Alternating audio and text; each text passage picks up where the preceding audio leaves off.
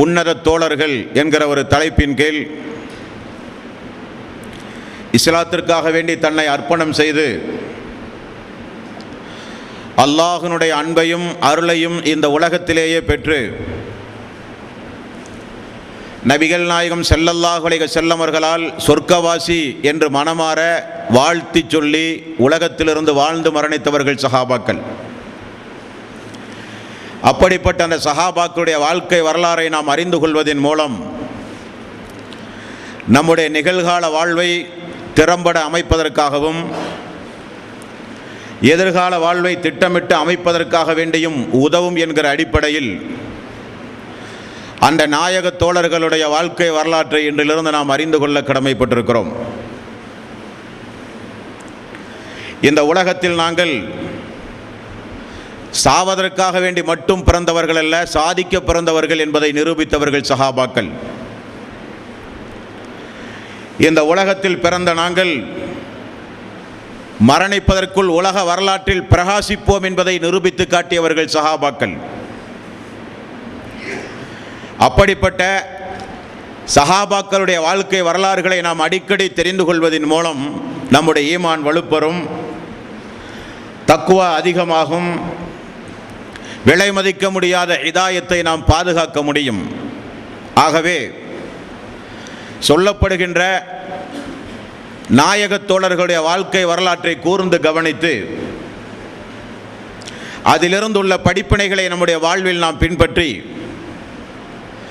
நாமும் இன்ஷா அல்லாஹ் நாடினால் அந்த நாயக தோழர்களோடு அல்லாஹ்வினுடைய அந்த சொர்க்கச் சோலையில் குடும்பம் குடும்பமாக நாம் அனைவரும் நிச்சயம் ஒன்றாக இருக்க முடியும். தோழர்களே, இன்றைய தினம் இஸ்லாத்தில் தன்னை இணைத்து கொண்ட, ஏன் இஸ்லாத்தை ஏற்றுக்கொள்ளாத இஸ்லாமிய வரலாறுகளோடு தொடர்புடைய பெரும்பான்மை மக்களால் அறிந்து கொண்ட ஒரு நாயக தோழர் தான் பிலால் ரலியல்லாஹு அன்ஹு. இவரை அறியாத முஸ்லிம்களே இல்லை என்று சொல்லலாம். இஸ்லாமிய பாடல்களை இயற்றுகிறவர்கள் இவருடைய தியாகங்களை முன்னிலைப்படுத்தித்தான் இயற்றுகிறார்கள். குரல் வளை நெருக்கப்பட்ட போதிலும் இறுதி வரை ஈமானோடு இருந்தவர் என்கிற புகழ் பாடலுக்குரியவர் பிலால் ரலியல்லாஹு அன்ஹு. பார்ப்பதற்கு மெலிந்த உடல், சுருட்டை தலைமுடி, தடித்த உதடு, தந்தையும் அடிமை தாயும் அடிமை, அடிமை பெற்றோர்களுக்கு பிறந்த காரணத்தினால் அவரும் அடிமையாகவே உலகத்தில் வாழ வேண்டிய சூழ்நிலை ஆரம்பத்தில். நல்ல பாரம்பரியம், சிறந்த குடும்பம், பாரம்பரிய செல்வாக்கு என்று சொல்வதற்கில்லை பிலால் ரலியல்லாஹுடைய வாழ்க்கை வரலாறு. சந்தைகளில் விற்க வந்த பிலால் ரலியல்லாஹு அவர்களே சொல்லுகிறார்கள், நான் எப்படியெல்லாம் மக்காவிலே வாழ்ந்தேன், இஸ்லாத்தில் என்னை இணைத்தேன், அல்லாஹ்வுடைய ரசூலுடைய அன்புக்கு பிறகு என்னுடைய அந்தஸ்து எந்த அளவுக்கெல்லாம் உயர்ந்தது, உலக மக்களெல்லாம் ஏன் கியாம நாள் வரை அவரை ஒரு கட்டத்தில் நினைவு கூறுகிற அளவுக்கு பிலால் ரலியல்லாஹு அவர்கள் உலக வரலாற்றில் உன்னத இடத்தை பெற்றார்கள். சந்தைகளில் விற்க வரும்போது பணம் கொடுத்து வாங்குகின்ற முதலாளிகள் எல்லாம் சுற்றி இருக்கும் பொழுது ஒவ்வொரு அடிமையும் தன்னுடைய வலிமையை வெளிப்படுத்த வேண்டுமாம். அதற்காக வேண்டி சாட்டைகளை வைத்து குத்துவார்கள், தோளுகளை கிள்ளி பார்ப்பார்கள், தோளுகளை தேவைப்படும் போது பீத்தெடுப்பார்கள், சாட்டைகளால் அடித்து எங்களை ஓடச் சொல்லுவார்கள். எங்களுடைய வலிமையை காண்பிக்க நாங்கள் அங்குமிங்குமாக ஓடி வியாபார சந்தையில் வாங்குகிற பிரமுகர்களுக்கு மத்தியில் எங்களை நான் வலிமையோடு காட்டிக் கொண்டிருந்த காலம் அந்த காலம். உமையா என்பவன் என்னை விலை கொடுத்து வாங்கினான். அவரிடத்தில் ஒரு சில பேரிச்சம்பழங்களுக்காக என்னுடைய வாழ்க்கையை அர்ப்பணித்தவன் நான். பிலால் ரலியல்லாஹு அன்ஹு அவருடைய தாயினுடைய பெயர் ஹமாமா என்று சொல்லப்படுகிற தாய். அவர்களுடைய தந்தை ரபாஹ் என்கிறவர் அவருடைய தந்தை. ஆனால் ஒரு துரதிர்ஷ்டவசம், தாய்க்கும் தந்தைக்கும் தெரியாது, தான் பெற்று வளர்த்தி ஆளாக்கிய தனது மகன் அடிமையாக இருந்தாலும் சொர்க்கத்தில் அல்லாஹ்வுடைய ரசூலோடு ஒன்றாக இருக்கிற அளவுக்கு உன்னதமான ஒரு மகன் என்று பெற்றோருக்கே தெரியாது. காரணம், இவர் இஸ்லாத்தை ஏற்ற பிறகு தாய் தந்தையர்கள் எல்லாம் இழந்து விட்டார். இவர் இஸ்லாத்தை ஏற்று அல்லாஹ்வுடைய ரசூலுடைய நல்வாழ்த்திற்கு உரியவர் என்று பெற்றோர்களுக்கே தெரியாது. அப்படி மக்காவில் வாழ்ந்து கொண்டிருக்கும் பொழுதுதான் மக்காவில் காட்டு தீயை போல பரவிய ஒரு செய்தி, அப்துல் முத்தலிஃபுடைய பேரனும் அபூ தாலிஃபினுடைய தம்பியினுடைய மகன் அப்துல்லாவும் அப்துல்லாவுடைய மகனும் இறை தூதர் என்கிற ஒரு செய்தி மக்கா மாநகரெங்கும் காட்டு தீயை போல பரவியது. தாய் இல்லாத, தந்தை இல்லாத, அடிமையாக அனாதையாக வாழ்ந்து கொண்டிருக்கிற ஒரு மனிதர் திடீரென்று நபி என்று கூறுவதா என்கிற காட்டு கூச்சல். எல்லா எஜமானர்களும் தங்களுடைய வீடுகளில் அவர்களை பற்றி பேசுகிறதைப் போல உமையாவை பார்க்க வருகிறவர்களும் முஹம்மது நபி ஸல்லல்லாஹு அலைஹி வஸல்லம் அவர்களை குறித்து கோபதாபத்தோடு ஆச்சரியத்தோடு விழிபிதுங்கி பேசுகிற பொழுதெல்லாம் உமையா பதில் சொல்லுகிற காட்சி, முஹம்மது என்ன சொல்கிறார் என்று பரிமாறுகிற சம்பவம் அனைத்தையும் இடுப்புக்கு கீழ் ஒரு அரைஜான் துண்டை கட்டிக்கொண்டு தடித்த உதடோடு பார்ப்பதற்கு அன்றைய காலத்தில் அருவருப்புக்கத்தக்க தோற்றத்தோடு நின்று வேடிக்கை பார்த்து கொண்டிருந்தவர் தான் பிலால் ரலியல்லாஹு அன்ஹு. அன்பானவர்களே, அல்லாஹு தஆலா இந்த உலகத்தில் யாருக்கு ஈமானை கொடுத்தாக வேண்டும் என்று தீர்மானித்தானோ அதை யாராலும் தடுக்க முடியாது. யாருடைய உள்ளத்தை அல்லாஹு தஆலா சீல் வைத்து விட்டானோ அந்த சீலை உலக மக்களே திரண்டெழுந்தாலும் திறக்கவே முடியாது. அல்லாஹு தஆலா இவரை இஸ்லாத்திற்கு பயனுள்ளதாக ஆக்க வேண்டும் என்று முடிவு செய்தால் எங்கிருந்தாலும் எந்த சூழ்நிலையில் இருந்தாலும் அல்லாஹு தஆலா எட்ட வைப்பான், சமுதாயத்தில் உயர்த்தி காட்டுவான், வரலாறு படைக்க செய்வான், வருகிற தலைமுறைகள் அனைவர்களும் நினைவு கூட்டுகிற அளவுக்கு வாழ வைப்பான். எடுத்துக்காட்டு பிலால் ரலியல்லாஹு அன்ஹு. ஒரு நாள் அவர் சொல்லுகிறார், நான் ஒரு சபையில் இருந்தேன். அந்த சபையில் முஹம்மது நபி ஸல்லல்லாஹு அலைஹி வஸல்லம் அவர்களை பற்றி உள்ள பேச்சுக்கள் நடந்து கொண்டிருந்தது. உமையா அன்றைக்கு ஜுமஹு வம்சம் என்று சொல்லப்படுகிற மிகச்சிறந்த வம்சத்தினுடைய மாபெரும் தலைவர் உமையா, எனது எஜமான். அவரை சந்திப்பதற்காக ஜுமஹு குடும்பத்தார்களும் அரபு கோத்திரத்தார்களும் எல்லாம் வந்து ஒரு நாள் இந்த முஹம்மதை அடக்குவதற்கு ஆள் இல்லையா, நபி என்று கூறுவது மட்டுமல்ல அடிமையும் எஜமானர்களும் சமம் என்று சொல்லுகிறார். லாத்து உஸ்ஸா போன்ற 360 சிலைகளை ஒவ்வொரு துறைகளுக்கும் நாம் ஏற்படுத்தி, வணிகத்திற்கு ஒரு கடவுள், மழைக்கு ஒரு கடவுள், வறுமையை போக்க ஒரு கடவுள், நோய் தீர்க்க ஒரு கடவுள், கோரிக்கையை நிறைவேற்ற ஒரு கடவுள், பாவ மன்னிப்புக்கு ஒரு கடவுள், அல்லாஹ்விடத்திலே நெருக்கத்தை ஏற்படுத்த ஒரு கடவுள், அவனிடத்திலே பரிந்து பேச ஒரு கடவுள், நமக்காக வேண்டி அல்லாஹ்விடத்திலே வாதாடுவதற்கு ஒரு கடவுள் என்று பல கோடி கோடி கடவுள்களை வைத்து வணங்கி வருகிற நம்முடைய சமுதாயத்தில் வணக்கத்திற்குரியவன் அல்லாஹ் ஒருவன் மட்டும் போதும் என்று சொல்லுகிறார் முஹம்மது. என்றெல்லாம் விபச்சாரம் செய்யக்கூடாது, அடிமைகளை நோவினை செய்யக்கூடாது, பெண்களை கொடுமை செய்தல் கூடாது, குறிப்பாக பெண் குழந்தைகளை கொல்லக்கூடாது, விபச்சாரம் கூடாது, கொலை கூடாது, மது கூடாது என்றெல்லாம் சீர்திருத்த பணிகளை முன்வைத்து வணக்கத்திற்குரியவன் அல்லாஹ் ஒருவனை தவிர யாருமில்லை என்று சொல்லுகிறாரே என்றெல்லாம் எரிச்சல் பட்டு பேசுகிற அந்த சபையில் தான் பிலால் ரலியல்லாஹு அன்ஹுடைய உள்ளம் மெல்ல மெல்ல திறக்க ஆரம்பிக்கின்றது.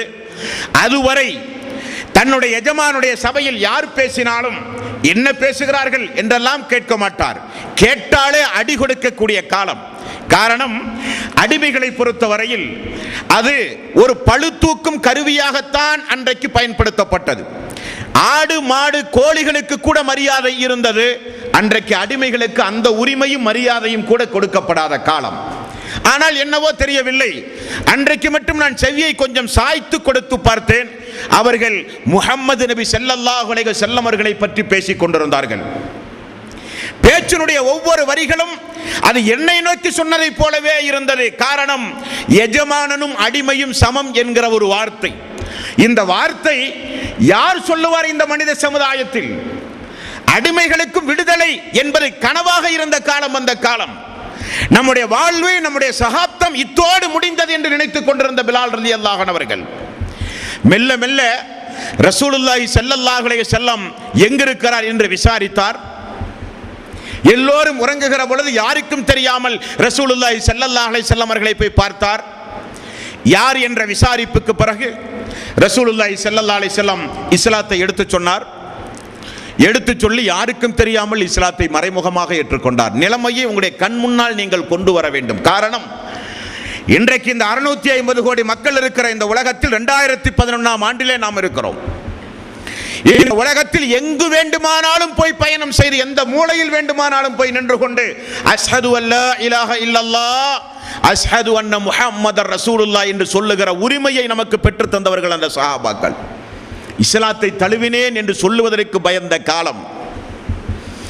நேற்றைக்கு நான் உங்களுக்கு நினைவுறுத்தி இருப்பேன். அம்ர் இப்னு அபஸா என்கிற ஒரு தோழர், அவர் இயற்கையிலேயே உருவ வழிபாட்டை வெறுத்து வாழ்ந்தவர்.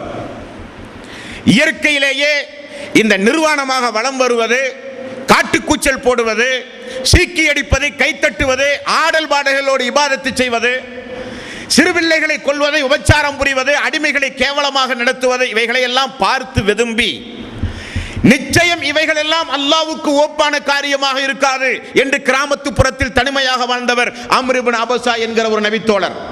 அவருக்கு செய்தி எட்டுகிறது. நாம் என்ன கொள்கையில் இருக்கிறோமோ அதே கொள்கையை வலியுறுத்தி ஒரு மனிதர் அல்ல, ஒரு இறை தூதரே மக்காவுக்கு வந்திருக்கிறார்.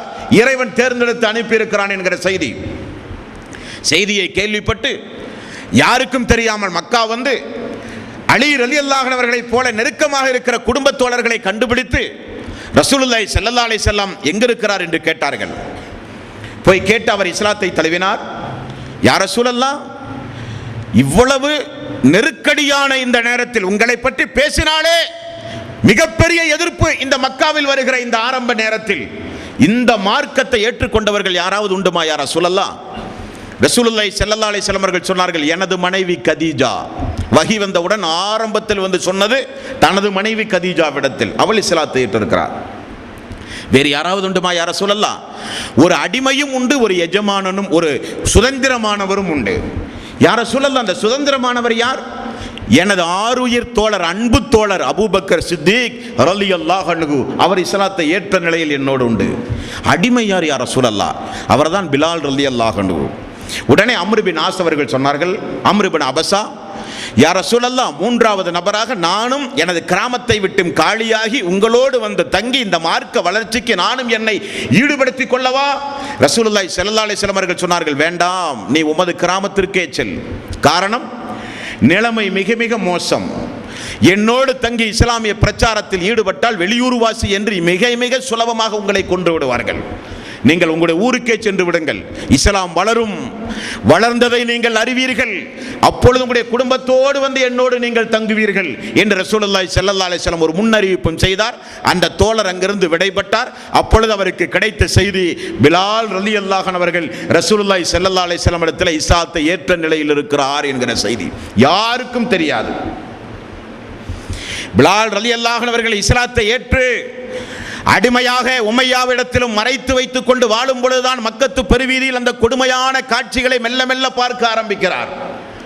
அவர் போல அடிமையாகவே வாழ்ந்து அடிமையாகவே இந்த உலகத்தில் மரணித்த யாசிர், சுமையா போன்றவர்கள் எல்லாம் கொலை செய்யப்படுகிற காட்சி, அவருடைய மகன் அம்மார் அவர்கள் திடீரென வீதிகளிலே இழுத்து வரப்பட்டு குறைசி தலைவர்களால் கொடுமை செய்யப்படுகிற காட்சி, எல்லாவற்றையும் பிலால் அவர்கள் மெல்ல மெல்ல பார்க்க ஆரம்பிக்கிறார்கள்.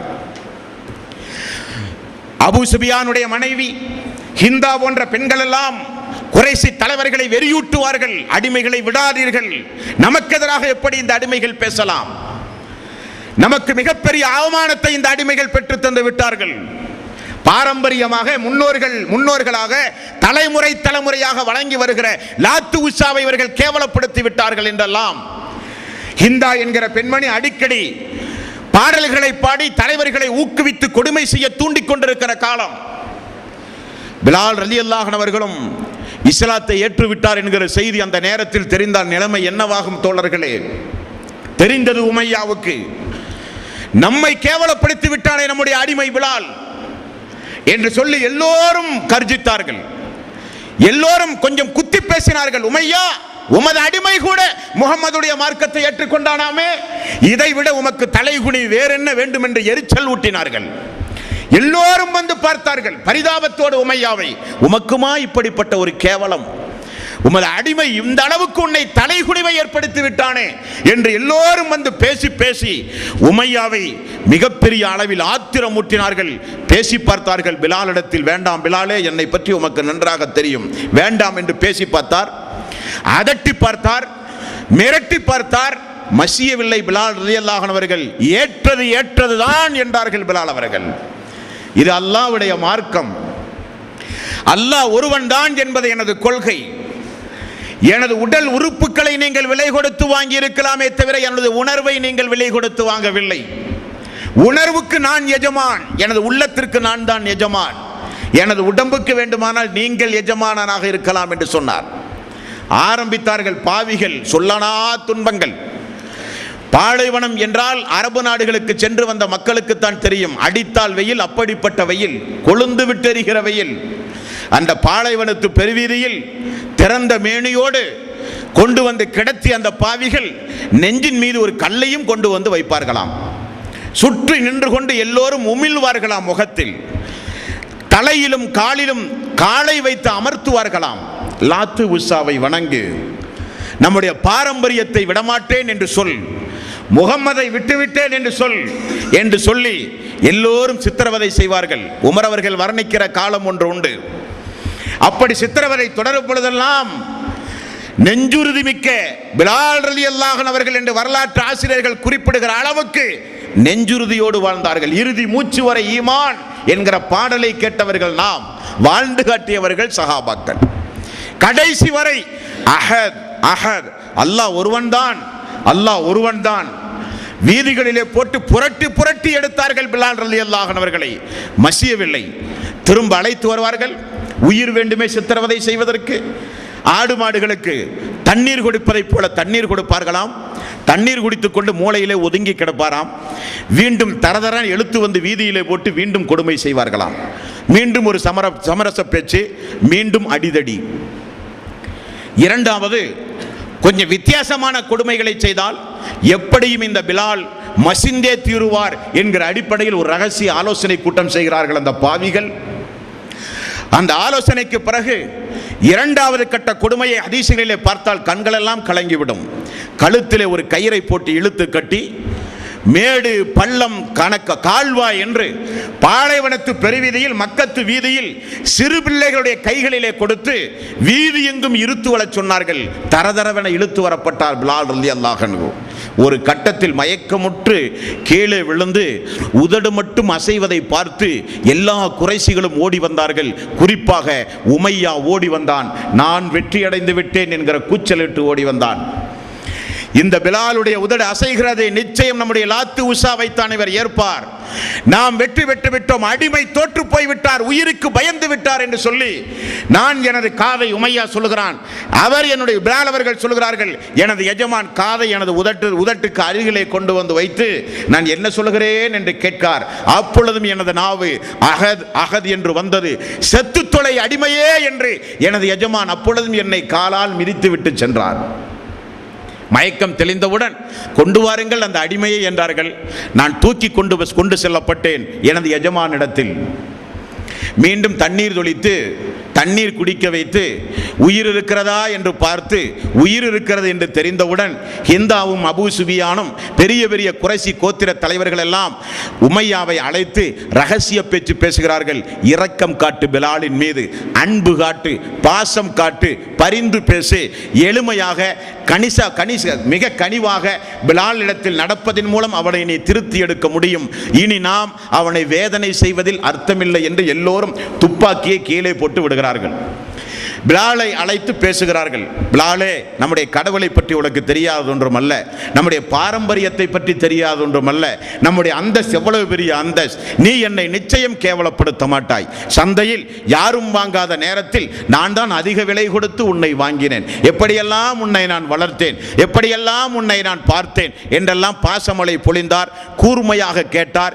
இறுதியில் உனது முடிவென்ன என்று கேட்டார். பிலால் அப்பொழுதும் சொன்னார், எனது முடிவு அஹத், ஏகன்தான், அல்லாஹ் ஒருவன்தான், அல்லாஹ் ஒருவன்தான் என்றான். நிச்சயம் உன்னை கொல்லாமல் விடமாட்டேன் என்றான் அந்த உமையா என்று சொல்லப்படுகிற கொடுங்கோலன். எல்லோரும் கூடி ஆலோசித்து, உயிரோடு விட்டால் நிச்சயம் நம்முடைய குலப்பெருமைக்கு நாசம், ஒரு அடிமையை கட்டுப்படுத்த முடியாத எஜமான் என்று தனக்கு ஒரு அவப்பெயர் வரும் என்பதை உணர்ந்தார் உமையா. கொல்ல வேண்டும் என்று முடிவு செய்து வீதிகளிலே இழுத்துக் கொண்டு போகும்போதுதான் அபூபக்கர் சித்திக் அவருடைய பார்வையிலே படுகிறது. அதற்கு முன்னாலும் எல்லா அடிமைகளும் வீதிகளிலே சித்திரவதை செய்யப்படுவதை அபூபக்கர் சித்திக் ரலியல்லாஹு அன்ஹு அவர்கள் பார்த்து கொண்டுதான் இருந்தார். செல்வந்தரும் கூட அல்லாஹ்வுடைய ரசூலுக்கு இணையாக தாராளமாக அல்லாஹ்வுடைய பாதையில் வாரி வாரி செலுத்திய ஒரு தோழர். அபூபக்கர் சித்திக் ரலியல்லாஹு அன்ஹு அவர்கள் கொலை செய்வதற்காக வேண்டி அழைத்து செல்லப்படும் போதுதான் உமையாவிடத்திலே போய் சொன்னார், ஏன் இந்த அநியாயம்? கேட்பதற்கு ஆள் இல்லை என்பதற்காக வேண்டியா இந்த அநியாயம்? அல்லாஹ் உங்களை நிச்சயம் விடமாட்டான், இந்த உயிருக்கு நீங்கள் பதில் சொல்லியாக வேண்டும். உமையா, கேட்கிற காசை தருகிறேன், எனக்கு இந்த பிலாலை விடுதலை செய்து தாருங்கள் என்று சொன்னார். உமையாவுக்கு நல்ல ஒரு சந்தர்ப்பம், செத்து மடிவதை காட்டிலும் கிடைக்கிற தீனாருக்கு விட்டால் நமக்கு லாபம் தானே. இனி யார் இந்த அடிமையை வாங்க போகிறார்?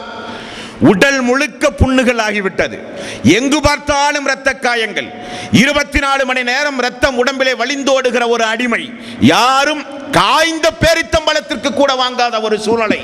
அபூபக்கர் சித்திக் அவர்கள் வந்து சொல்கிறார், எவ்வளவு கேட்டாலும் தருவேன் என்று சொல்கிறார். அவர் சொல்கிறார், ஒரு 5 தீனாருக்கு எடுத்துக்கொண்டு போ என்றார். சடாரண 5 தீனாரை கொடுத்து எடுத்து வாங்கினார். நடந்து செல்லும் போது ஹிந்தாவும் உமையாவும் அபூபக்கர் அவர்களை பார்த்து சொன்னார்கள், அபூபக்கரே, தெரிந்து கொள், நீ வெறுமனே கேட்டிருந்தால் கூட நான் இந்த பிலாலை உன்னிடத்திலே ஒப்படைத்திருப்பேன், ஏன் அரை தீனாருக்கு கேட்டால் கூட நான் தந்திருப்பேன் என்று சொன்னபோது அபூபக்கர் சித்திக் அவர்கள் சொன்னார்கள், 1000 தீனார் கேட்டாலும் நான் தந்திருப்பேன் என்றார்கள். 1000 தீனார் கேட்டாலும் இந்த பிலாலுக்காக வேண்டி நான் தந்திருப்பேன் என்று சொல்லி உரிமை விட்டவர் அபூபக்கர் சித்திக் ரலியல்லாஹு அன்ஹு அவர்கள். இரத்த காயத்தோடு அர்க்கம் என்கிற வீட்டில் ரசூலுல்லாஹி ஸல்லல்லாஹு அலைஹி வஸல்லம் அந்த வீட்டிற்கு பிலால் அவர்கள் கொண்டு செல்லப்பட்டார்கள். அவர் சொல்லுகிறார், இரத்த காயத்தோடு எழுந்து நிற்கக்கூட முடியாமல் அடிக்கடி மயக்கமுற்று படுத்த நிலையிலேயே இருக்கிற பொழுது திடீரென இரவு நேரத்தில் ஒருவர் என்னை எழுப்புவார், மலஜலம் கழிக்க அழைத்து சொல்லுவார், தண்ணீர் தருவார், இரவு நேரத்தில் என்னிடத்தில் என்னுடைய புண்ணுக்கு ஆறுதலாக மருந்திடுவார், ஆறுதலாக நல்ல வார்த்தை சொல்லுவார். பகல் நேரத்தில் கண் விழித்து பார்க்கும் போது அவர்தான் ரசூலுல்லாஹி ஸல்லல்லாஹு அலைஹி வஸல்லம் அவர்கள் என்று எனக்கு தெரிந்தது என்று சொல்லி அல்லாஹ்வுடைய ரசூலோடு வாழ்க்கை மெல்ல மெல்ல கழிந்து கொண்டிருக்கும் பொழுதுதான் இஸ்லாமிய வரலாறு ஆரம்பமாகிறது. தோழர்களே, இஸ்லாமிய வரலாற்றில் ஆரம்ப காலகட்டத்தில் இஸ்லாத்தை ஏற்ற நபர்கள் என்கிற ஒரு பட்டியல் உண்டு. ஆரம்ப காலகட்டத்தில் இஸ்லாத்தை பகிரங்கப்படுத்திய மனிதர்கள் என்கிற ஒரு பட்டியல் உண்டு. ஆரம்ப காலகட்டத்தில் சொல்லனா துன்பங்களை இஸ்லாத்தில் அனுபவித்த சோழர்கள் என்கிற ஒரு பட்டியல் உண்டு. எல்லா பட்டியலிலும் இடம்பெறுகிற ஒரு தோழர் தான் பிலால் ரலியல்லாஹு அன்ஹு. உமர் ரலியல்லாஹு அன்ஹு அவர்கள் நினைவுபடுத்துகிற ஒரு சம்பவம், ஒரு நாள் சுஹைப், மிக்தாத், பிலால், அம்மார் எல்லோரையும் குறைசிகள் வீதிகளிலே கொண்டு வந்து நிறுத்தினார்கள். நிறுத்தி முகம்மதை இயேசு லாத்து உஸாவை வணங்கி இல்லாவிட்டால் கொன்று விடுவோம் என்று 4 பேரையும் சித்திரவதை செய்தார்கள் குறைசிகள். இதை கூட்டம் கூட்டமாக எல்லோரும் பார்ப்பதைப் போல நானும் பார்த்தேன். பிலால் ரலியல்லாஹு அன்ஹு அவர்கள் சொல்லுகிறார்கள், அப்பொழுதும் இந்த பிலாலை நான் பார்த்திருக்கிறேன்.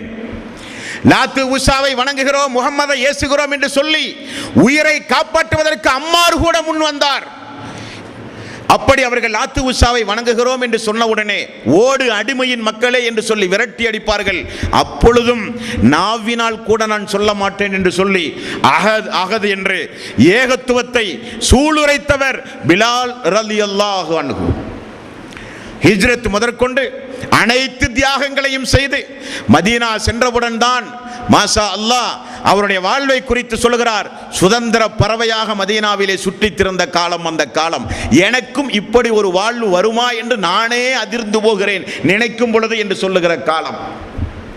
அல்லாஹ்வுடைய ரசூல் விடுவாரா?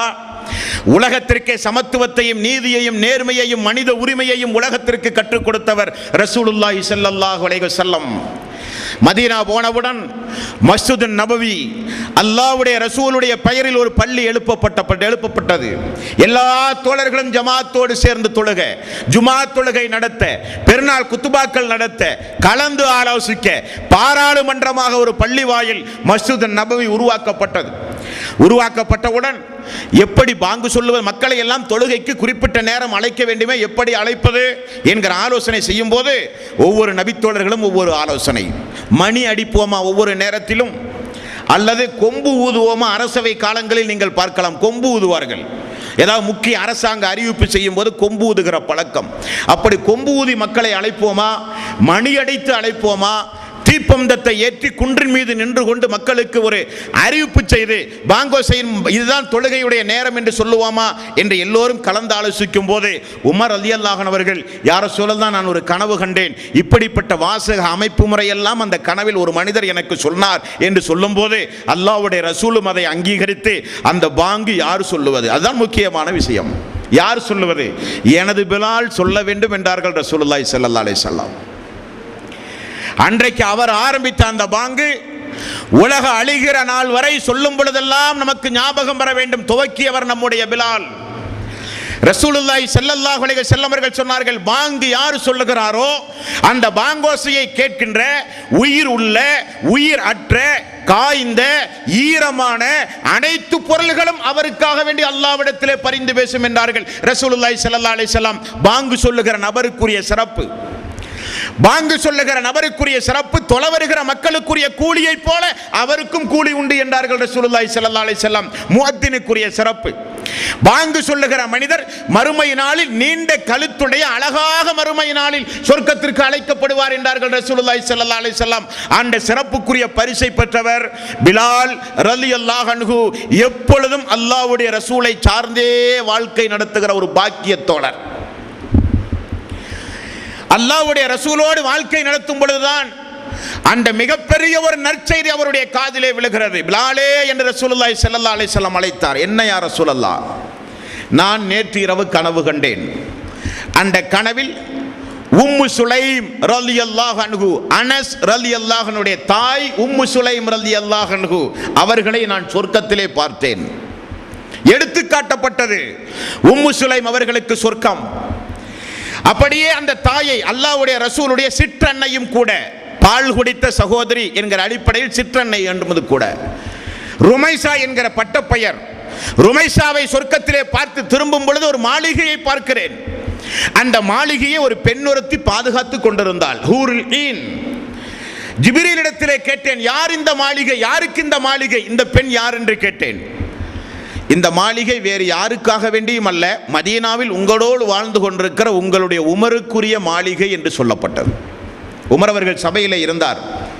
ரசூலுல்லாஹி ஸல்லல்லாஹு அலைஹி வஸல்லம் அவர்கள் சொன்னார்கள், உமர் அவர்களே, உங்களுடைய மாளிகைக்குள்ளே போய் சுற்றித் திரிந்து பார்க்க வேண்டும் என்ற ஆசை இருந்தது. உமராகிய நீங்கள் ரோசக்காரராயிற்றே, எனது அனுமதி இல்லாமல் எனது வீட்டுக்குள் எப்படி போனீர் என்று கேட்டால் என்ன பதில் சொல்லுவது என்றார்கள். அழுகிறார்கள் உமர் அவர்கள். யார ரசூலல்லாஹ், உங்களின் மீதா கோபப்பட போகிறேன். அழுகிறார்கள் உமர் ரலியல்லாஹு அன்ஹு. அடுத்து சொன்னார்கள், பிலாலே, உங்களுடைய காலடி ஓசையை சொர்க்கத்திலே கேட்டேனே, உங்களுடைய காலடி ஓசையை சொர்க்கத்தில் நான் கேட்டேனே, இஸ்லாத்திற்கு நீங்கள் வந்ததிலே இருந்து தொடர்ந்து நீங்கள் செய்த நற்கர்மம் எது, எந்த நற்கர்மம் அந்த அந்தஸ்தை உங்களுக்கு பெற்று தந்தது என்று கேட்டார்கள். பிலால் ரலியல்லாஹு அன்ஹு அவர்கள் சொன்னார்கள், யா ரசூலல்லாஹ், நான் இஸ்லாத்தில் இணைந்ததிலே இருந்து ஒலு செய்தால் 2 ரக்காத்து தொழுவேன். ஒலு செய்தால் 2 ரக்காத்து தொழுவேன். அது ஒலுவுக்குரிய தொழுகை, முன் சுன்னத் அல்ல. ஒவ்வொரு தொழுகைக்கும் முன் சுன்னத்துகள் உண்டு. ஒலுவுக்குரிய தொழுகையாக 2 ரக்காத் நான் தொழுது வருவேன் யா ரசூலல்லாஹ் என்றார்கள் பிலால் ரலியல்லாஹு அன்ஹு. இஸ்லாத்தில் இணைந்தது மட்டுமல்ல, அவர் காலடித்து வைத்ததிலே இருந்து அவர் மரணிக்கின்றவரை அவருடைய ஒவ்வொரு துறையை பார்த்தாலும் தியாகம் செய்கிற இடத்திலெல்லாம் பிலால் ரலியல்லாஹு அன்ஹு அவர்கள். அல்லாஹ்வுடைய ரசூல் எங்கு பட்டினி கிடக்கிறாரோ அந்த சபையில் பிலால், அல்லாஹ்வுடைய ரசூல் எங்கெல்லாம் ஏச்சுக்களுக்கும் பேச்சுக்களுக்கும் ஆளாகிறாரோ அங்கெல்லாம் பிலால் ரலியல்லாஹு அன்ஹு.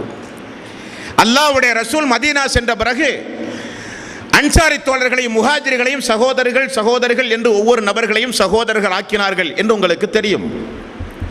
அப்படி சகோதரர்கள் ஆக்கிய பிறகு மீதம் ஒரு 80 தோழர்கள் இருந்தார்கள். அவர்கள் மதீனாவிலே யாருக்கும் சகோதரர்களாக ஆக்க முடியவில்லை. காரணம், அன்றைக்கு முஸ்லிம்கள் அவ்வளவுதான் இருந்தார்கள். மீதமுள்ள 80 பேர்களையும் நான் பாதுகாக்கிறேன் என்று திண்ணையில் தன்னுடைய பள்ளிவாயில் ஒரு திண்ணையை ஏற்படுத்தி அந்த திண்ணையில் தன்னுடைய 80 தோழர்களையும் படுக்க வைத்து பாதுகாத்து கோழி குஞ்சை பாதுகாப்பதைப் போல பாதுகாத்தார்கள் ரசூலுல்லாஹி ஸல்லல்லாஹு அலைஹி வஸல்லம். அந்த மதீனா சென்ற பிறகுதான் அல்லாஹ்வுடைய ரசூல் சொன்னார்கள், உங்களுடைய ஒருவருடைய உணவு 2 பேருக்கு இனி நாள் முதல், 2 பேருடைய உணவு 3 பேருக்கு, 3 பேருடைய உணவு 4 பேருக்கு. யாருக்காவது ஒரு ஆளுக்கு ஒரு உணவு வீட்டிலே இருந்தால் அவர் எனது திண்ணை தோழர் ஒருவரை அழைத்து செல்லட்டும், 2 பேருக்கு உணவு இருந்தால் எனது திண்ணை தோழர் 3 பேரை அழைத்து செல்லட்டும் என்று ரசூலுல்லாஹி ஸல்லல்லாஹு அலைஹி வஸல்லம் அறிவிப்பு செய்தார். மீதமுள்ள தோழர்களுக்கெல்லாம் பேரித்தம்பளத்தை உணவாக கொடுத்தார். எத்துணை பேரித்தம்பளம்? ரமலானுடைய மாதம், இந்த மாதம் நெஞ்சிலே கை வைத்து பார்க்க வேண்டும். நோன்பு திறக்கும் பொழுது குறைந்தது நாம் 5 பேரித்தம்பளம் 10 பேரித்தம்பளம் சைட் டிஷ்ஷாக, கஞ்சிக்கு துணை சாதனமாக நாம் அந்த உணவை அருந்திக் கொண்டிருக்கிறோம். ஆனால் சஹாபாக்கள் சொல்கிறார்கள், ஒரு நாளைக்கு 5 பேரித்தம்பளம் தான் எங்களுக்கு ரேஷன் திட்டம், உணவு. பிலால் ரலியல்லாஹு அன்ஹு அவர்கள் ஒரு கட்டத்திலே வந்து சொல்லுகிறார், யா ரசூலல்லாஹ், பேரித்தம்பளத்தை உண்டு உண்டு உண்டு உண்டு உடம்பெல்லாம் இறுகி விட்டது, மலமெல்லாம் இறுகி விட்டது, யா ரசூலல்லாஹ், நீர் கலந்த உணவு எங்களுக்கு கிடைக்காதா என்று கேட்டார். யா ரசூலல்லாஹ், எங்களுக்கு ஆடை இல்லையே, ஆடை கிடைக்காதா என்று சஹாபாக்கள் கேட்பார்கள். யா ரசூலல்லாஹ், வீடு இல்லையே, மழை வெயில் என்று பாராமல் திண்ணையிலேயே படுத்துக் கொடுக்கிறோமே என்று கேட்பார்கள். அப்பொழுதெல்லாம் ரசூலுல்லாஹி ஸல்லல்லாஹு அலைஹி வஸல்லம் யாராவது இப்படி கேட்டால் உடனே கொஞ்சம் எல்லோரும் வாருங்கள் எல்லோரும் வாருங்கள் என்று எல்லோரையும் அமர வைத்து ஒரு பயான் செய்வார் ரசூலுல்லாஹி ஸல்லல்லாஹு அலைஹி வஸல்லம். நான் இருக்க வைத்து உங்களுக்கு தராதவனான் நான், என்னை பற்றி உங்களுக்கு தெரியாதா என்றெல்லாம் மக்களுக்கு ஆறுதல் சொல்லுவார். சொல்லிவிட்டு ரசூலுல்லாஹி ஸல்லல்லாஹு அலைஹி வஸல்லம் அவர்கள் சொல்வார்கள், பிலாலை தெரிந்து கொள், தோழர்களை தெரிந்து கொள்ளுங்கள், கௌபாவுக்கு அணிவிக்கின்ற ஆடை எப்படி சிறந்த ஆடையோ அதை விட சிறந்த ஆடையை அல்லாஹ் தஆலா உங்களுக்கு நிச்சயம் தருவான், இந்த மார்க்கம் வளர்ந்தே தீரும் என்றார்கள் ரசூலுல்லாஹி ஸல்லல்லாஹு அலைஹி வஸல்லம். அப்படி அல்லாஹ்வுடைய ரசூலுடைய சபையோடு வாழ்ந்து கொண்டிருந்த காலம் அந்த காலம். ஒரு நாள் ரசூலுல்லாஹி ஸல்லல்லாஹு அலைஹி வஸல்லம் ஏழை எளிய மக்கள் யாராவது வந்தால் வீட்டிலே இருந்தால் வாங்கி கொடுப்பார்கள், தோழர்களிடமிருந்து வாங்கி கொடுப்பார்கள், பள்ளியிலே அறிவிப்பு செய்து அந்த தோழர்களுடைய பிரச்சனைகளை தீர்த்து வைப்பார்கள். இது ரசூலுல்லாஹி ஸல்லல்லாஹு அலைஹி வஸல்லம் வழக்கம். ஒரு நாள் ஒரு முனாஃபிக்கிடமிருந்து ஒரு ஏழை எளிய ஒரு தோழர் வந்து விட்டார். தோழர்களிடத்திலே காசு பணம் இல்லை, வீட்டிலும் இல்லை. பிலாலை அழைத்து ரசூலுல்லாஹி ஸல்லல்லாஹு அலைஹி வஸல்லம் அவர்கள் சொன்னார்கள், பிலால் அவர்களே, யாரிடமிருந்தாவது காசு பணத்தை பெற்று என்னிடத்திலே கடனாக வாங்கி தாருங்கள், தோழர்களின் பிரச்சனைகளை தீர்ப்போம் என்று சொல்ல பிலால் அவர்கள் கடனாக வாங்கி கொடுத்தார் ரசூலுல்லாஹி ஸல்லல்லாஹு அலைஹி வஸல்லம் அவர்களுக்கு. கடனுக்குரியவர் வந்து ஒரு நாள் ஒரு மிகப்பெரிய ஒரு பாரதூரமான ஒரு வார்த்தையை சொல்லிவிட்டார் பிலாலை பார்த்து. பிலாலே, அன்றைக்கு வாங்கிய காசெங்கே? ரசூலுல்லாஹி ஸல்லல்லாஹு அலைஹி வஸல்லம் வாங்க சொன்னார், ஆகவே தான் நான் வாங்கினேன், குறித்த காலத்தில் உனக்கு நிச்சயம் கிடைக்கும் என்று சொன்னார். நாள் நெருங்கிவிட்டது, 3 நாள் 4 நாள் தான் அவகாசம் இருக்கிறது.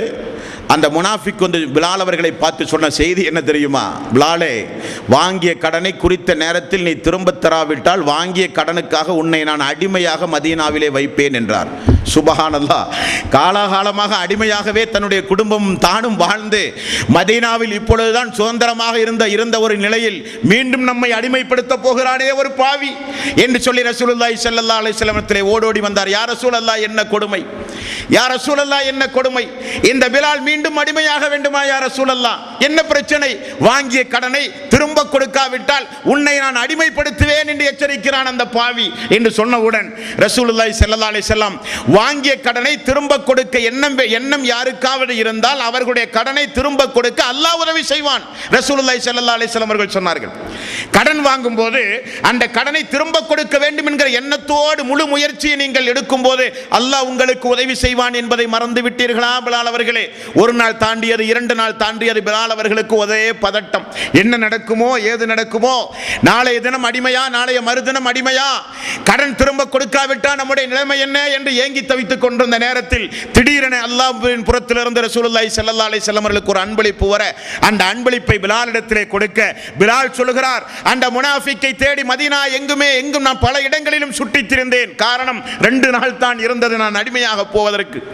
ஓடிப்போய் அவனிடத்திலே கொடுத்த அன்றைக்கு எனக்கு இருந்த மகிழ்ச்சியை போல வேறு என்றைக்கும் நான் மகிழ்ச்சி அடைந்ததே கிடையாது என்று சொல்லுகிற ஒரு சந்தர்ப்பம் கூட பிலால் ரலியல்லாஹு அன்ஹுடைய வாழ்க்கையிலே வந்து போனதுண்டு தோழர்களே. இப்படித்தான் பிலால் ரலியல்லாஹு அன்ஹு அவர்கள் மெல்ல மெல்ல இந்த இஸ்லாமிய மார்க்கத்தில் தன்னை இணைத்துக் கொண்டு அல்லாஹ்வுடைய ரசூலோடு வாழ்ந்து கொண்டிருக்கும் பொழுதுதான் பத்ரு போர் நடக்கிறது. பத்ரு போரில் எல்லோரும் பங்கெடுக்கிறார்கள். ரசூலுல்லாஹி ஸல்லல்லாஹு அலைஹி வஸல்லம் சபையிலே எல்லா தோழர்களைப் போல இந்த பிலால் அவர்களும் இருந்தார்கள். பத்ரு போர் முடிந்தது. அப்துர் ரஹ்மான் இப்னு அவுஃப் எவ்வளவு பெரிய பிரசித்தி பெற்ற நபித்தோழர் உங்களுக்கு தெரியாது ஒன்றுமல்ல. வரலாற்றில் மிகச்சிறந்த ஒரு நபித்தோழர். அவருடைய வாழ்க்கை வரலாற்றையும் இன்ஷா அல்லாஹ் நாம் பார்க்க போகிறோம்.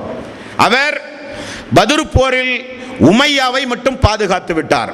என்ன காரணம்? மக்கத்து குறைஷிகளிடத்திலே ஒரு பண்பு இருந்தது, உயர் பண்பு. என்ன பண்பு? வாக்கு கொடுத்தால் உயிரே போனாலும் அதை பாதுகாப்பார்கள். உமையாவை அப்துர் ரஹ்மான் இப்னு அவுஃப் பத்ரு போரில் பாதுகாக்க என்ன காரணம் என்றால், உமையாவும் அப்துர் ரஹ்மான் இப்னு அவுஃபும் நெருங்கிய நண்பர்கள். அவர்களுக்கு மத்தியில் ஒரு ஒப்பந்தம் எழுதப்பட்டிருந்தது. மக்காவில் அப்துர் ரஹ்மான் இப்னு அவுஃப் அவர்களுடைய குடும்பம், பிள்ளைகள், செல்வங்கள் எல்லாம் மக்காவில் இருந்தது. உமையாவிடத்திலே சொன்னார், இதை நான் பாதுகாப்பேன். உமையா சொன்னார், மதீனாவில் எனது குடும்பம் உண்டு, எனது சொத்துண்டு, அதை நீங்கள் பாதுகாக்க வேண்டும். உங்களுக்கு நான் பாதுகாப்பு, எனக்கு நீங்கள் பாதுகாப்பு. இருவரும் எழுதி ஒப்பந்தம் போட்ட ஒப்பந்த நகல் ஒன்று தயாரிக்கப்பட்டிருந்தது ஆரம்ப காலகட்டத்தில். அதன் அடிப்படையில் பத்ரு போர்க்களத்தில் உமையாவுக்கு ஒன்றுமாகிவிடக் கூடாது என்பதற்காக வேண்டி அப்துர் ரஹ்மான் இப்னு அவுஃப் உமையாவை பாதுகாத்து வைத்திருந்தார். பார்வையில் பட்டது பிலால் அவர்களுடைய பார்வையில். இரவு நேரத்தில் எல்லோரும் உறங்கிக் கொண்டிருக்கும் பொழுது உமையாவை பாதுகாக்க அப்துர் ரஹ்மான் இப்னு அவுஃப் கொடுத்த வாக்குறுதி மீறப்படக்கூடாது. வாக்கு மாற்றம் என்பது இஸ்லாத்தை தகர்த்தவனை போலாவான் என்றார்கள் ரசூலுல்லாஹி ஸல்லல்லாஹு அலைஹி வஸல்லம். அந்த வாக்குறுதியை காப்பாற்றுவதற்காக வேண்டி உமையாவை பாதுகாக்க எல்லோரும் உறங்குகிற நேரத்தில் இரவில் மட்டும் எழுந்து போய் உமையாவை பாதுகாப்பதற்காக வேண்டி கிட்ட போகிற நேரத்தில் பிலால் பார்த்து விட்டார். அன்சாரிகளே, முஹாஜிர்களே, தெரிந்து கொள்ளுங்கள், இதோ காலமெல்லாம் இந்த பிலாலை அடிமையாக்கி சித்திரவதை செய்து கொண்டிருந்த இந்த உமையா உயிரோடு வாழும் காலமெல்லாம் இந்த பிலாலுக்கு நிச்சயம் சமாதானமே கிடையாது. இந்த பிலாலுக்கு சமாதானம் தர விரும்புவோர் இல்லையா, இந்த பிலாலுக்கு சமாதானம் தர விரும்புவோர் இல்லையா என்றவுடன் உறங்கிக் கொண்டிருந்த தோழர்கள் எல்லாம் கண் விழித்து பார்க்கும் போது அப்துர் ரஹ்மான் இப்னு அவுஃபுக்கு அருகில் உமையா இருப்பதை பார்த்தார்கள். ஓடிப்போய் எல்லோரும் கொன்று விட்டார்கள். அந்த அவனை கொல்லுகிற அந்த பங்களிப்பில் பிலால் ரலியல்லாஹு அன்ஹுடைய பங்களிப்பு உண்டு. சந்தோஷம் அடைந்தார்.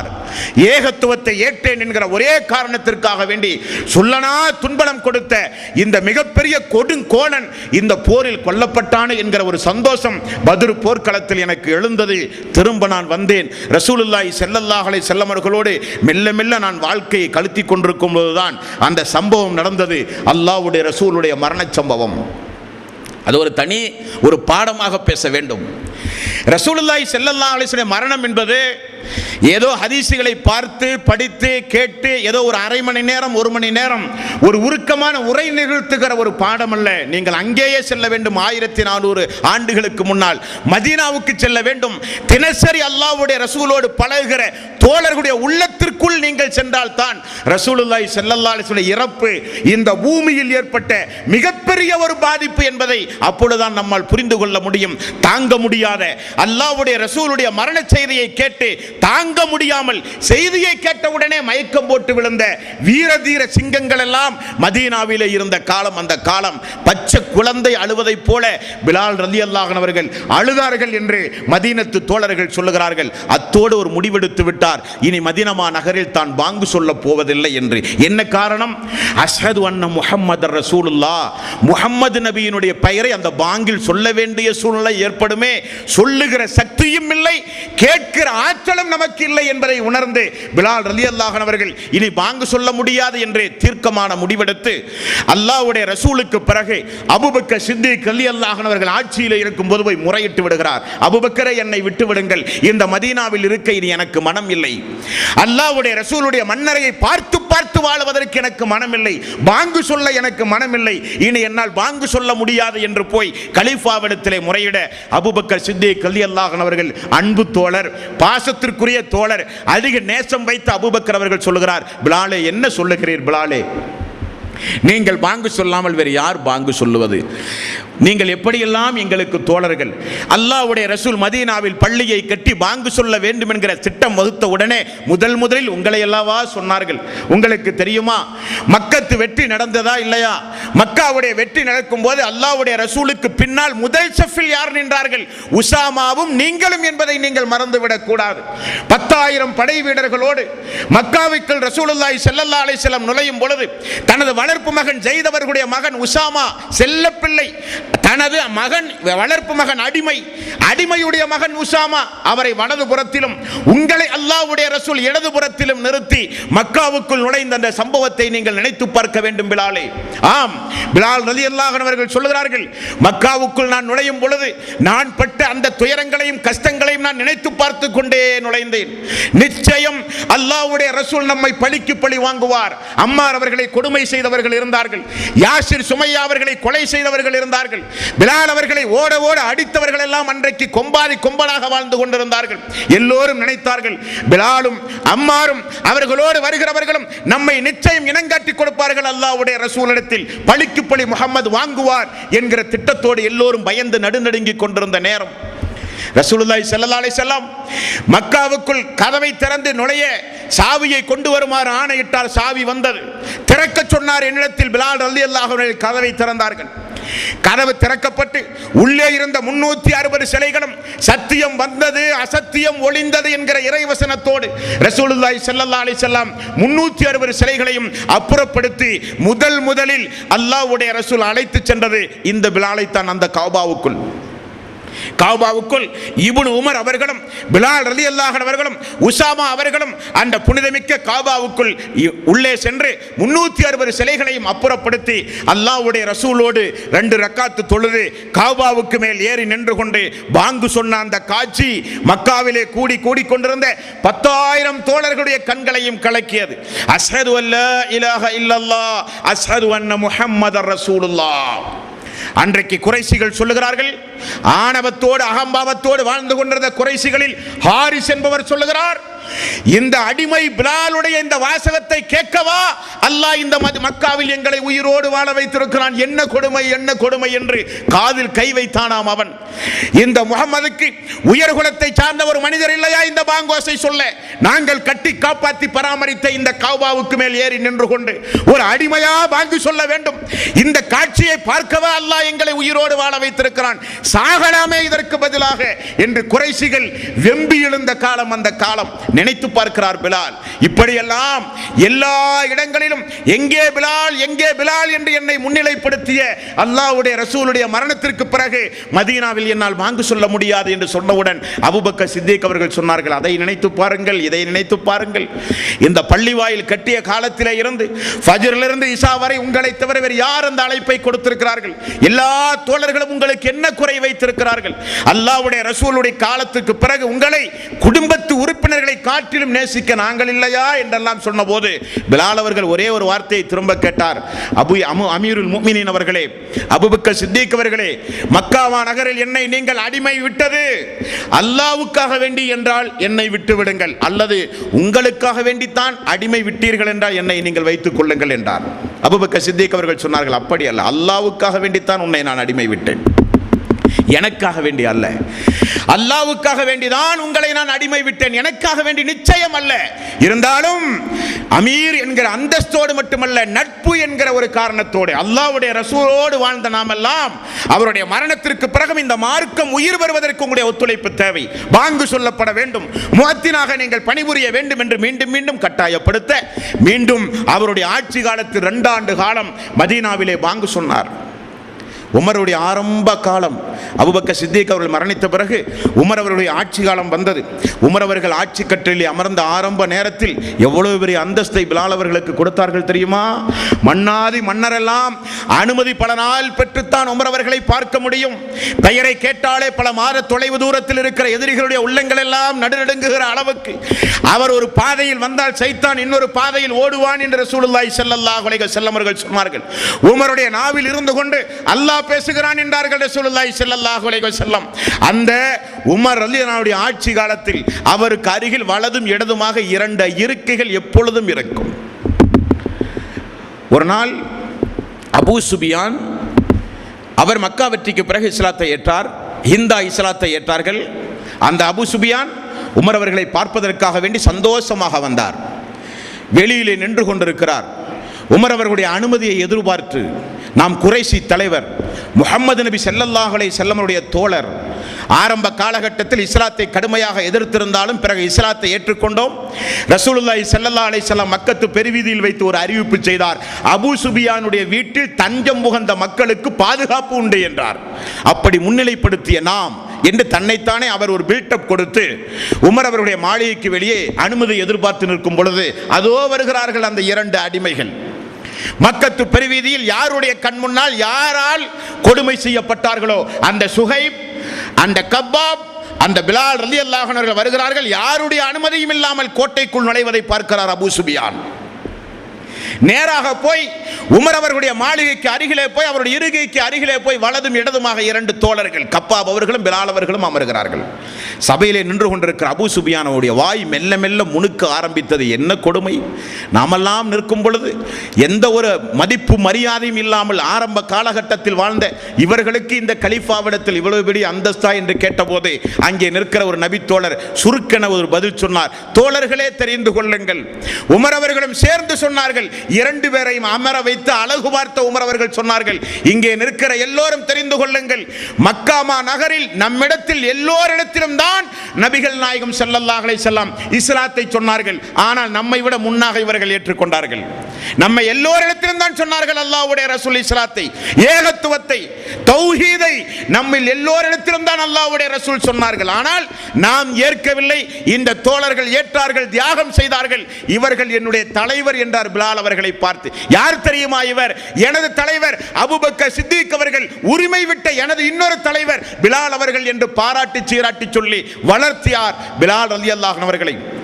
பிலால் ரலியல்லாஹு அன்ஹு உமரிடத்திலே போய் மன்றாடினார். உமர் அவர்களை என்னால் தாங்க முடியவில்லை, மதீனாவில் என்னால் இருக்க முடியாது, நான் ஷாம் நாட்டுக்கு செல்கிறேன், அங்கு போய் இருந்து கொண்டு இஸ்லாமிய பிரச்சாரம் செய்கிறேன், அல்லாஹ்வுடைய பாதையில் எப்படியாவது எனது உயிரை நான் அழித்தே தீர வேண்டும், நான் ஷாம் நாட்டுக்கு செல்கிறேன் என்று விடாப்புடியாக இருந்து மதீனாவிலே முஅத்தின் என்கிற அந்த அந்தஸ்திலே இருந்து விடுவிக்கப்பட்டு ஷாம் நாட்டுக்கு சென்றார். ஷாம் நாட்டிலே வாழ்ந்து கொண்டிருந்தார்.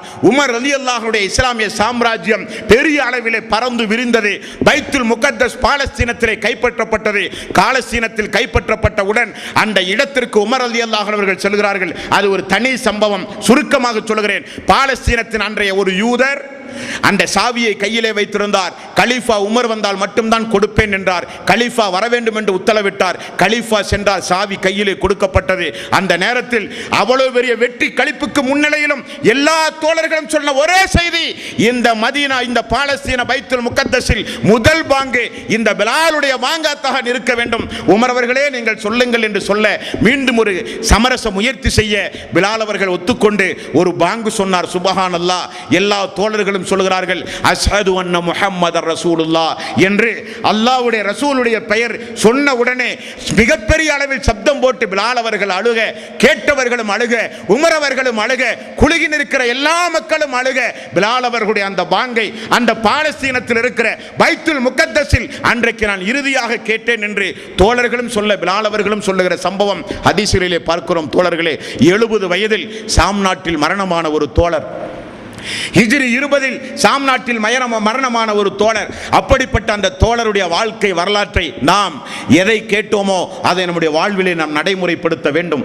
பிலால் அவர்களுடைய பெயரை வளர்ந்து வருகிற பிறக்க போகிற நம்முடைய மக்களுக்கு, நம்முடைய குடும்பங்களில் பிறக்க போகிற ஆண் மக்களுக்கு பிலால் அவர்களுடைய பெயரை வைத்து மனமாற நம்முடைய குடும்பங்களிலே பிலால் பிலால் என்கிற வார்த்தை உலகம் முழுக்க இருக்கிற இஸ்லாமிய குடும்பங்களில் ஒலிக்கப்பட வேண்டும். அவருடைய தியாகம் நினைவு கூறப்பட வேண்டும். அவரை போல நம்முடைய வாழ்வில் நம்முடைய மக்களை வளர்த்தி ஆளாக்க வேண்டும். நாமும் அதே போல வாழ வேண்டும் தோழர்களே. அதுபோல நிறைய தோழர்கள் இஸ்லாமிய வரலாற்றில் முகவரையும் முன்னுரையும் எழுதிய நிறைய தோழர்கள் உண்டு. அதில் ஒரு தோழர் தான் அல்லாஹ்வுடைய ரசூலை எங்கு கண்டாலும் கொன்றே தீர்வேன் என்று சூளுரைத்து இரவு பகலாக மக்காவிலும் ஏன் மதீனா வரை சென்று இரவு பகலாக ரசூலுல்லாஹி ஸல்லல்லாஹு அலைஹி வஸல்லம் அவர்களை கொன்று குவிப்பதற்காக வேண்டி திட்டம் போட்டு நடந்து கொண்டிருந்த ஒரு தோழர் தான் பிறகு இஸ்லாத்தை தழுவிய ஒரு நபி தோழர். ரசூலுல்லாஹி ஸல்லல்லாஹு அலைஹி வஸல்லம் அவர்களை கொன்று குவிப்பதற்காக வேண்டி திட்டம் போட்டு நடந்து கொண்டிருந்த ஒரு தோழர் தான் பிறகு இஸ்லாத்தை தழுவிய ஒரு நபி தோழர்.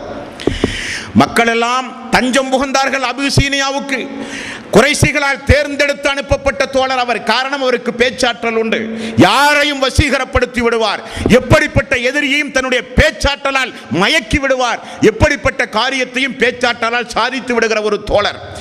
மக்காவிலே இருந்து அபிசீனியாவுக்கு அனுப்பி நஜ்ஜாசி மன்னிடத்திலே பேசி அவர்களை எல்லாம் திரும்ப வாங்கி வந்து கொல்ல வேண்டும் என்பதற்காக வேண்டி பிரதிநிதியாக குறைஷிகளால் அனுப்பப்பட்ட அந்த தோழர் பிறகு இஸ்லாத்தை தழுவிக்கொண்டார். அவர் யார், அவருடைய தியாகம் என்ன, அதிலிருந்து நமக்கு கிடைக்கக்கூடிய பாடம் என்ன என்பதை இன்ஷா அல்லாஹ் நாளைய தினம் அறிவோம்.